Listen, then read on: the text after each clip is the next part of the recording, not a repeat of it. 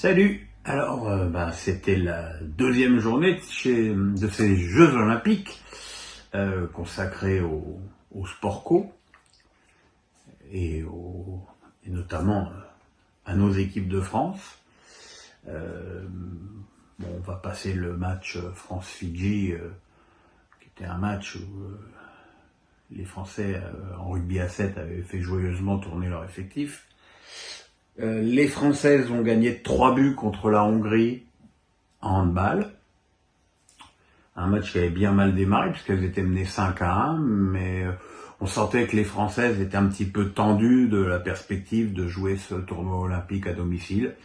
Mais voilà, on connaît maintenant l'équipe d'Olivier Kronbols, on sait que c'est une équipe qui est bien organisée, qui défend surtout très bien et qui a été très efficace offensivement, donc une belle victoire. Donc voilà, un bon apéro. Et puis ce soir, on a eu France-Colombie en foot chez les filles.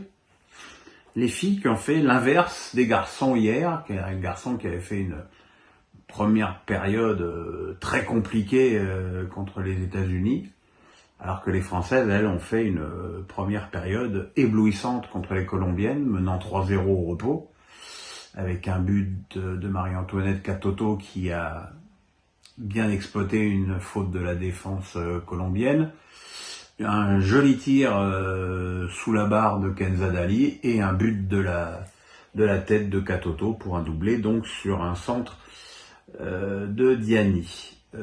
Tout allait impeccablement. Souvent, cette équipe de France dans les tournois, on voyait bien qu'elle avait une vraie solidité défensive, mais qu'offensivement ça allait pas.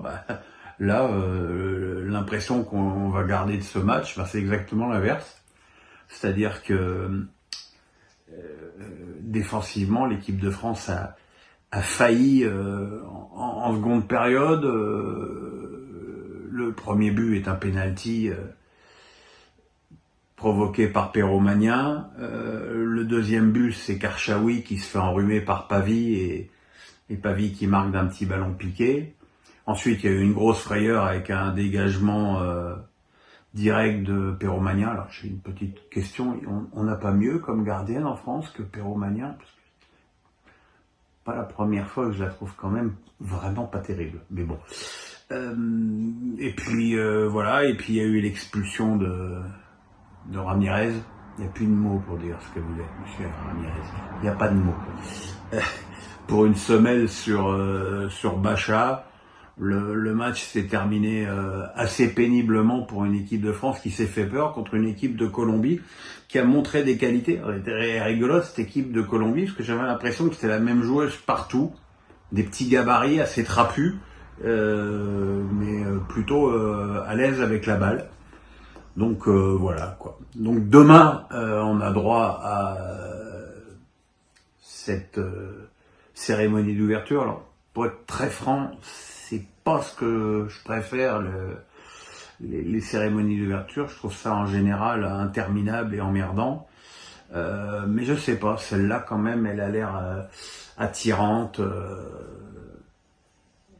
Avec évidemment ce parcours sur la Seine, les bateaux, tout ça, je trouve que c'est une idée magnifique. J'espère que on prendra du plaisir à voir ça à la télé et puis à titre perso, entendre chanter Lady Gaga et surtout ma Célène qui revient quand même de longs mois de souffrance avec sa maladie. Ce sera un vrai bonheur et puis avec évidemment le suspense qui va allumer la vasque.